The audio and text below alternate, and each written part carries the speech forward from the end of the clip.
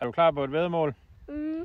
Hvis du vinder over mig i golf, så bestiller vi pizza til aftensmad til Alberte og os og mor. Skal vi gøre det? Men det er kun, hvis du vinder. Så hvis du ikke vinder, så er der lasagne hjemme i køleskabet. Aftale?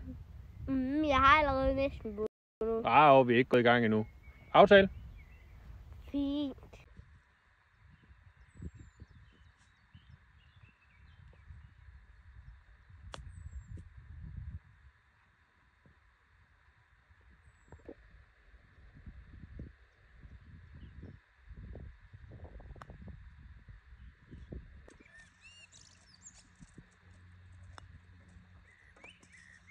Begynd.